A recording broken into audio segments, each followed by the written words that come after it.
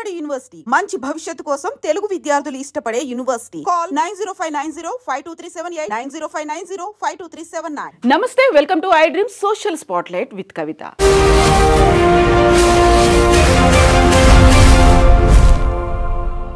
America first, make America great again అనేటువంటి నినాదాలతో America అధ్యక్షుడిగా బాధ్యతలు స్వీకరించినటువంటి డొనాల్డ్ ట్రంప్ ప్రమాణ స్వీకారం దగ్గర నుంచి సంచలనమైనటువంటి నిర్ణయాల్ని తీసుకుంటున్నారు. ఒకవైపు ఎగ్జిక్యూటివ్ ఆర్డర్స్తో పాటుగా ప్రపంచ దేశాల మీద టారిఫ్స్తో ప్రపంచ దేశాలన్నీ ఆలోచించే విధంగా ట్రంప్ నిర్ణయాలు ఉన్నాయి. అయితే వచ్చే వారంలోనే ట్రంప్ మరికొన్ని నిర్ణయాలు తీసుకోబోతున్నారు. అందులో ప్రపంచ దేశాల మీద ట్రావెల్ బ్యాన్ అనేది విధించే అవకాశాలు ఉన్నాయనేటువంటి వార్త పెద్ద సంచలనంగా మారింది. నిజంగా ట్రావెల్ బ్యాన్ ఏ దేశాలకు వర్తిస్తుంది, రెడ్ సిగ్నల్లు ఎవరికి ఇవ్వబోతున్నారు? మనతో పాటుగా ఉన్నారు centre for human security studies founder doctor Ramesh Kanneganti గారు. రమేష్ గారు నమస్కారం అండి. సో గతంలో మనం ట్రంప్ గురించి మాట్లాడుకున్నాం. ట్రంప్ రాగానే సంచలనమైనటువంటి నిర్ణయాలు తీసుకుంటారు. ఎగ్జిక్యూటివ్ ఆర్డర్స్తో దేశంలోనూ టారిఫ్స్తో బయట కూడా తన నిర్ణయాల ప్రభావం ఉంటుంది అనేది. ఇప్పుడు మనం మాట్లాడుకోబోతున్నటువంటి ఈ ఒక హాట్ టాపిక్ ప్రపంచ దేశాల మీద ఎలాంటి ప్రభావం చూపిస్తుంది? తప్పకుండా అండి. ముఖ్యంగా ఐ డ్రీమ్ ప్రేక్షకులకి నా నమస్తే. కవిత గారు చాలా మీనింగ్ఫుల్ క్వశ్చన్ అడిగారు. ట్రంప్ జనవరి 20, 2025 ప్రమాణ స్వీకారం చేసిన దగ్గర నుంచి 47th president of United States of అమెరికాగా రేపు మార్చి 20కి 2 నెలలు పూర్తవుతుంది.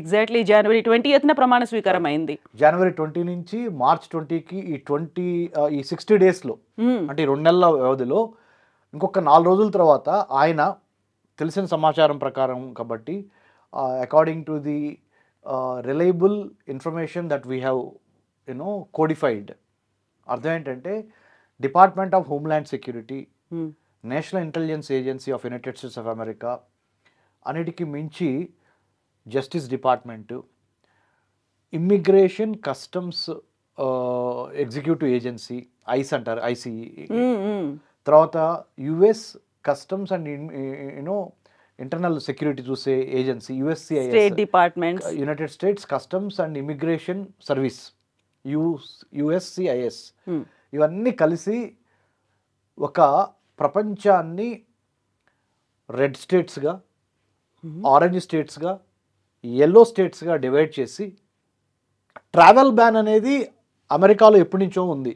అంటే పలానా దేశానికి కరువు కాటకాలు ఉన్నాయి, లేకపోతే అంటువ్యాధులు ఉన్నాయి, లేకపోతే అక్కడ పొలిటికల్ వైలెన్స్ ఎక్కువగా ఉంది, క్రైసిస్ ఉంది అంటే న్యాచురల్ డిజాస్టర్స్ని, మ్యాన్మేడ్ డిజాస్టర్స్ని ఉద్దేశిస్తా కొన్ని దేశాలని వాళ్ళు ఆల్రెడీ ఇదివరకే ట్రావెల్ బ్యాన్ విధించడం అనేది it's very common thing. But what is so special under this leadership, Trump 2.0లో ఏముంది అంటే వీళ్ళు ఏమంటున్నారంటే అమెరికాకి ఆదాయం చేకూర్చని రాష్ట్రాలు, దేశాలు, అమెరికా యొక్క వర్తక వాణిజ్య వ్యాపారాలు లేకుండా అమెరికా మీద డిపెండెంట్ అయి బతుకుదామని వేరే దేశాల నుంచి అమెరికా వచ్చి స్థిర నివాసం ఏర్పరచుకుందామన్నా, ఇక్కడ ఏదన్నా వచ్చి చదువుకుందామన్నా, ఉద్యోగాలు చేద్దామన్నా, అంటే అమెరికా యొక్క శక్తి సామర్థ్యాలను ఉపయోగించుకొని తమ జీవన ప్రమాణాలను మెరుగుపరుచుకుందాం అనుకుంటున్న ఏ దేశానికైనా ట్రంప్ 2.0లో రేపు మార్చి 20 నుంచి ఒక షాక్ ఇవ్వబోతున్నారు. మీరు అన్నట్టుగా నెక్స్ట్ వీక్ ఇవాళ 15th మార్చ్, ఇంకొక 5 రోజుల తర్వాత ఏమవుద్దంటే ఇందాక చెప్పిన 4-5 డిపార్ట్మెంట్లు మల్టీ ఏజెన్సీ కోఆర్డినేషన్ మ్యాక్, దాని ప్రకారము justice department, immigration department, intelligence department, federal bureau of investigation, ఇవన్నీ కలిసి ఏం చేస్తున్నాయి అంటే ట్రావెల్ బ్యాన్తో పాటు వీసాలు, ఈ దేశాలకి వీసాలు ఇవ్వటం అనేది చాలా కష్టమైపోతుంది అనే దాని మీద వాళ్ళు వెరీ గుడ్. సో దాన్ని మీరు ఇక్కడ చూడొచ్చు మన ప్రేక్షకులందరూ. Afghanistan, Bhutan, Cuba, Iran, Libya, North Korea, Somalia, Sudan, Syria, Venezuela and Yemen, ఈ దేశాల నుంచి ఈ 11 దేశాల నుంచి ఎవరు రెడ్ కేటగిరీలో ఉన్నాయి. అంటే అర్థం ఏంటంటే వీసాలు ఈ దేశానికి ఇవ్వటం అనేది చాలా కష్టమైన పని. ఈ దేశస్థులు, ఈ citizens of these countries out of 100% 80% వరకు ఒక వీసా తీసుకొచ్చుకోవటం అంటే American visa it's next to impossible because all of this all travel band అంటే ఇందులో ఇంకా మనకి బిజినెస్ అనేది ఉండదు, F1 ఉండదు, H1B ఉండదు, L1 ఉండదు, M1 ఉండదు, నో వీసా. వర్తక వాణిజ్య వ్యాపారాలు, విద్య, ఏదైనా చెప్పండి మీరు, ఈ దేశాల నుంచి వచ్చే వాళ్ళకి మా దేశానికి గేట్లు మూసేస్తున్నాము అనే దాని మీద ఇంకొక 5 daysలో American government under the leadership of Donald Trump is going to come out openly. So far ఈ 4-5 ఏజెన్సీస్ ఇందా మెన్షన్ చేసినవి లోపాయకారిగా పనిచేస్తున్నాయి, అంటే డిస్క్రీట్గా పనిచేస్తున్నాయి. రేపు 20 March తర్వాత they will make an announcement saying that this will be stamped, these countries will not, అంటే citizens from these countries, ఈ దేశాల్లో ఉన్న పౌరులు అమెరికాకి డోర్లు బందు, అధికారిక ప్రకటన రాబోతున్నది. ఇది రెడ్ అండి. Next orange, Belarus, Eritrea, Haiti, Laos, Myanmar, Pakistan, Russia, Sierra Leone, South Sudan, Turkmenistan. ఇది ఒక సెంట్రల్ ఏషియన్ కంట్రీ. రష్యా అందరికీ తెలిసిందే, former union of socialist Russia, Putin గారి ఇల్లు. పాకిస్తాన్ మన దాయాది నైబర్, మనది. Belarus, Eritrea, Haiti, Laos, Myanmar కూడా మన సౌత్ ఏషియాలో ఒక ఇంపార్టెంట్. వీటికైతే ఆరెంజ్, అంటే పూర్తిగా కాదు, వీసా షార్ప్లీ రిస్ట్రిక్టెడ్, చాలా రిస్ట్రిక్షన్తో ఈ దేశాల నుంచి ఉన్న పౌరులకి with many restrictions you will be given a visa. అది ఇక్కడ. కానీ ఇక్కడ కొసమెరుపు ఏంటంటే, ఒక పక్కన ట్రంప్కి, ఇంకో పక్కన రష్యన్ ప్రెసిడెంట్ పుతిన్కి మంచి ఒక రకమైన అండర్స్టాండింగ్ ఉందనేది ఉంది. ఇప్పుడు కొంచెం ఫ్రెండ్షిప్ డెవలప్ అయింది, ఆరెంజ్లో ఉన్నారు. సో దీన్ని ఎట్లా రిజాల్వ్ చేస్తారనేది చూడాల్సిన అంశము. పాకిస్తాన్కి సంబంధించి అయితే మనం చెప్పేది ఏముంది, it's a failed state. Pakistan is a failed state, అంటే అక్కడ సివిల్ సొసైటీకి మన్నం లేదు, ఆర్మీ కానీ సపోర్ట్ చేస్తూ ఉంటుంది, ఆర్మీ పరిపాలిస్తూ ఉంటుంది. అమెరికన్ సపోర్ట్ లేకపోతే పాకిస్తాన్ కుప్పకూలిపోయే అవకాశం ఎక్కువగా కనపడుతుంది. సో పాకిస్తాన్ అందుకని ఆరెంజ్లో ఉంది. ఇకపోతే ఎల్లో స్టేట్స్లోకి వచ్చే 60 days టు అడ్రస్ కన్సర్న్. ఒక 60 రోజుల్లో ఈ దేశాల వాళ్ళు ఒకవేళ అప్లై చేసినా ఎటువంటి కన్సర్న్స్ ఉన్నా వాటిని మనం పరిగణనలో తీసుకుంటామనేది చెప్పారు వాళ్ళు. Angola, Antigua, Barbuda, Benin, Burkina Faso, Cambodia, Cameron, Cape Chad republic. అంటే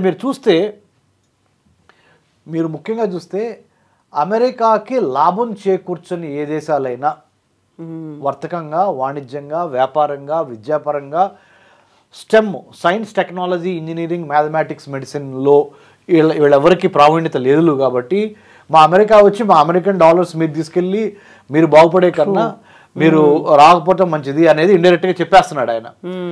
సో ఇక్కడ క్లియర్గా ఉంది. ఇక్కడ కీలకమైనటువంటి అంశం గురించి మనం మాట్లాడుకోవాలి ఇప్పుడు. When he took office on 20 January, Mr. Trump issued an executive order requiring the State Department to identify countries for which vetting and screening information is so deficient to warrant a partial or full suspension on the admission of nationals from these countries అని చెప్పారు.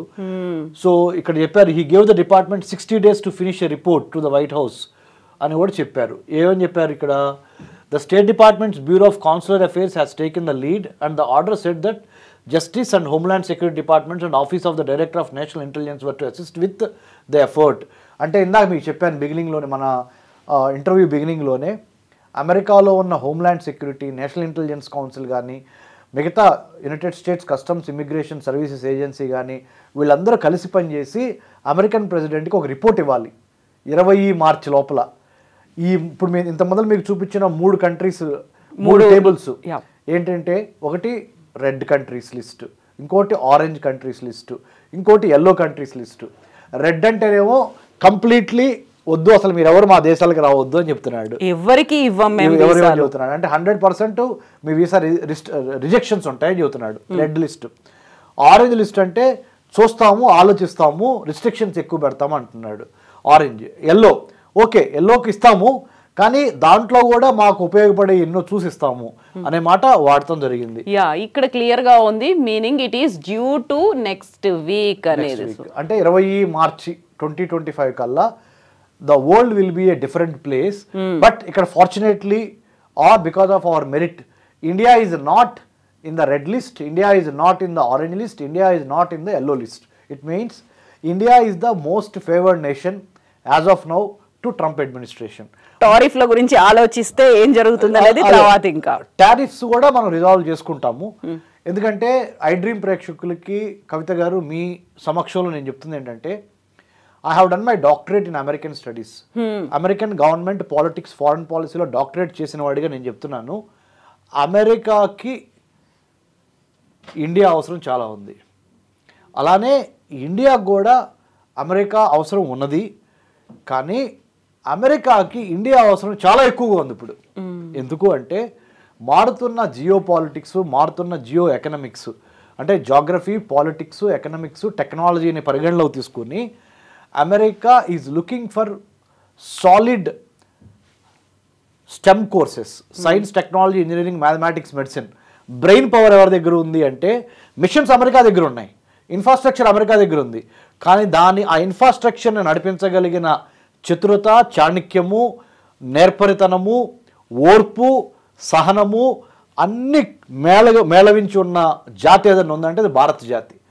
మన Indian flag, మన Indian community, మన Indian nationals are మన Indian born citizens living in the United States of America. That's why United States of America is in a position to welcome, to seek, to request our motherland, that is India, please come and work here. And stage lo inka allu unnaru.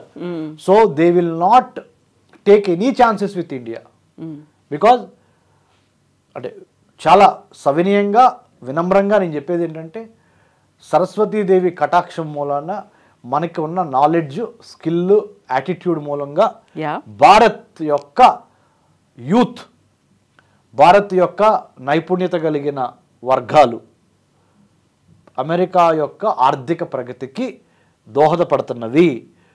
They understood that Indian importance and priority and significance and relevance of India in the Committee of Nations to deal with China, to deal with any other country. Indians and India must be taken into confidence అని America understood. అయితే ఇప్పుడు మనం మాట్లాడుకుంటున్నటువంటి travel బ్యాన్కి సంబంధించి కొన్ని doubts ఉంటాయి. Trump 2.0లోనే ఇది జరుగుతోందా, Trump 1 టైంలో ఎలా ఉంది, అప్పుడు ఆ టెన్యూర్లో 4 years టెన్యూర్ అనేది ఎలా ఉంది అనుకున్నప్పుడు ఇక్కడ క్లియర్గా మెన్షన్ చేస్తోంది. So some of the countries on the draft red and orange list were sanctioned by mister Trump in his first term travel ban but many are new. చాలా వాటిని మళ్ళీ సరికొత్త అండర్లైన్ చేశారు. కొత్తగా కూడా 2.0లో చాలా కంట్రీస్ యాడ్ అయినాయి, అంటే 2025 జనవరి నుంచి. Yes, so some share characteristics with the earlier list. They are generally Muslim majority or otherwise non-white, poor and have governments that are considered weak or corrupt. And ఇప్పుడు మీరు చెప్పారు ఇంతకుముందు వాళ్ళ దేశంలో ఉన్నటువంటి సమస్యలు, క్రైసిస్ అవన్నిటిని కూడా కన్సిడర్ చేస్తున్నారు. అంటే మీరు అమెరికా రావటానికి మీ యొక్క దేశంలో ఉన్న సమస్యలు మీతో పాటు మా దగ్గరికి తీసుకురావద్దు. ఏం సమస్యలు? మీ ఫుడ్ ఇన్సెక్యూరిటీ, మీ వాటర్ ఇన్సెక్యూరిటీ, మీ ఎంప్లాయ్మెంట్ ఇన్సెక్యూరిటీ, మీ హెల్త్ ఇన్సెక్యూరిటీ, ఇలాంటి సమస్యలను తీసుకొచ్చి అమెరికాలో రుద్దద్దు. We are in no position to tackle or to bear or to welcome you, to give shelter, security, food, health, water. America is not in a position right now. We are not in that frame of mind and space. That's why please do not come అనేది క్లిస్టర్ క్లియర్గా చెప్పడం జరిగింది. మాగా make America great again, మనం కూడా make Bharat great again అనే దాంట్లో మనం కూడా ఉన్నాము. సో మనము ఉన్నాము, అమెరికా కూడా మాగా మైండ్ సెట్తో ఉంది, అంటే make America great again mind సెట్తో. అందుకని localization is the new globalization and the localization is the new norm in the entire world now. ప్రపంచంలో ఏ దేశం తీసుకున్నా సరే ముఖ్యంగా ఆ దేశస్తులకి, అక్కడ పుట్టి అక్కడ పెరిగిన వాళ్ళకి అవకాశాలు ఇచ్చిన తర్వాతే వేరే దేశం నుంచి వచ్చి మా దేశంలో స్థిరపడిన వాళ్ళకి అవకాశాలు ఇవ్వండి అనే ఈ జ్ఞానము, లేకపోతే ఈ కామన్ సెన్సు, మీరు ఏమైనా అంటారు, whatever the name you want to use, but this is what it is reflected in the policies. అమెరికాతోనే ఇది ఆగదు, డొనాల్డ్ ట్రంప్తోనే ఆగదు. డొనాల్డ్ ట్రంప్ యొక్క ఫ్రెండ్స్ కంట్రీస్ ఏవే ఉన్నాయంటే friendly countries, they also follow whatever Donald Trump is following. So ముఖ్యంగా మన భారతదేశం గురించి మాట్లాడదాం. భారతదేశానికి 15,000 కిలోమీటర్ల ల్యాండ్ బోర్డర్స్ ఉన్నాయి, 11,098 కిలోమీటర్స్ కోస్టల్ బోర్డర్స్ ఉన్నాయి. అంటే కవిత గారు, ఇవాళ మీరు నేను ఐ డ్రీమ్ స్టూడియోలో నుంచొని ఇవాళ భారతదేశం గురించి, ప్రపంచ దేశాల గురించి మాట్లాడుతున్న ఈ తరుణంలో భారతదేశంలో సుఖశాంతులు ఆర్థికంగా, రాజకీయంగా, సామాజికంగా, సాహిత్యపరంగా అభివృద్ధి చెందాలి అంటే ఈ 26,000 కిలోమీటర్ల బోర్డర్స్ని కాపాడుకోవాలి భారతదేశం.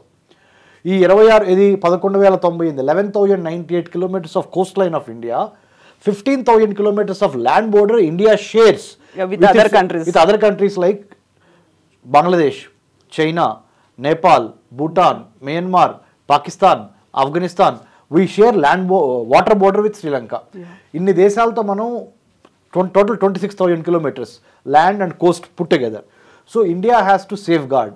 Otherwise repodina Bangladesh nuncho Kandi Sikhulu, refugees, Rohingya Muslims, లేకపోతే వేరే పాకిస్తాన్ నుంచో లేకపోతే నేపాల్ నుంచో మావోయిస్ట్ ఎలిమెంట్లు ఇలాంటివి వచ్చి భారతదేశాన్ని ఇబ్బంది పెట్టకుండా ఉండాలంటే మనం కూడా ఒక పాలసీ ఫాలో అవ్వాలి. ఏంటి తెలుసా?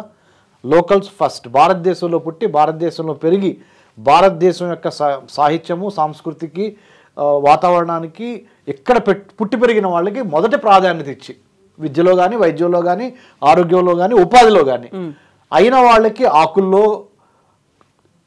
కానీ వాళ్ళకి కంచాల్లో అనే నినాదం ఇప్పటిదాకా అమెరికాలో అమలైంది అనేది అదే ప్రచారం చేశారు. సో ఇప్పుడు ఏమంటున్నారు? అయిన వాళ్ళకి కంచాల్లో పెట్టండి, కానీ వాళ్ళకి ఆకుల్లో పెట్టండి. ప్రెసిడెంట్ ట్రంప్ చెప్పేది ముఖ్యంగా చెప్తున్నాను, గ్రామంలో చదువుకోని రైతులకి ఎవరైనా ఉంటే, ఒక రకంగా ఎవరైనా నిరక్షరాస్యులు ఉంటే, మీకు తెలియని జ్ఞానం ఏమీ లేదు, మీరు చాలా గొప్ప మేధావులే. ఎందుకు?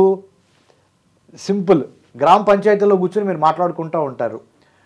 అదే ప్రపంచ రాజకీయ వేదిక మీద కూడా మాట్లాడేది. ఏంటి? సింపుల్, అయిన వాళ్ళకి కంచాల్లో పెట్టండి, కాని వాళ్ళకి ఆకుల్లో పెట్టండి అని అమెరికా అధ్యక్షుడు డొనాల్డ్ ట్రంప్ చెప్తున్నాడు. ఆ నినాదంతోనే అధ్యక్ష పీఠం మీద కూర్చున్నాడు, గెలిచాడు. అక్కడ ప్రజలు కూడా ఆయన దీవించారు. ఇదే నినాదం ఏదైతే ఉందో, అంటే స్థానికులకి ఎక్కువ అవకాశాలు ఇచ్చి వేరే దేశం నుంచి ఈ దేశంకి వచ్చి సెటిల్ అయిన వాళ్ళకి తక్కువ అవకాశాలు ఇవ్వండి, స్థానికులకి ఎక్కువ ఇవ్వండి అనేది ప్రెసిడెంట్ ట్రంప్తో పాటు యునైటెడ్ కింగ్డమ్, యూకే అంటే England, Australia, Germany, France, Canada, you name, Norway, Sweden, you name any country, చాలా దేశాల్లో ఈ మార్పు మనం క్లియర్గా చూస్తున్నాము. భారతదేశం కూడా నో ఎక్సెప్షన్. మన భారతదేశంలో కూడా మొదట భారతదేశంలో పుట్టి పెరిగి భారతీయ సిటిజన్షిప్, పౌరసత్వం ఉన్న వాళ్ళకి విద్య, వైద్యం, ఆరోగ్యం, పర్యావరణము, ఉపాధి కల్పించండి. తర్వాత ఎవరన్నా వేరే దేశస్తులు ఇక్కడికి వచ్చి సెటిల్ అయితే వాళ్ళకి కూడా చూడండి, తప్పులేదు అనే ఈ థాట్ ప్రాసెస్, ఈ థాట్ లీడర్షిప్, ఈ ఐడియాలజికల్ అంటే ఒక భావ ప్రకటన, అంటే ఏదంటే ఒక సైద్ధాంతిక మార్పు మైండ్ సెట్లో వచ్చింది. So thank you so much Ramesh గారు. మనకు కావాల్సినటువంటి ఒక చాలా క్రూషియల్ ఇంపార్టెంట్ ఇన్ఫర్మేషన్ ని మా వ్యూవర్స్ తో షేర్ చేసుకున్నందుకు thank you so much. And we will discuss more on America and Trump policies గురించి. Thank you so much.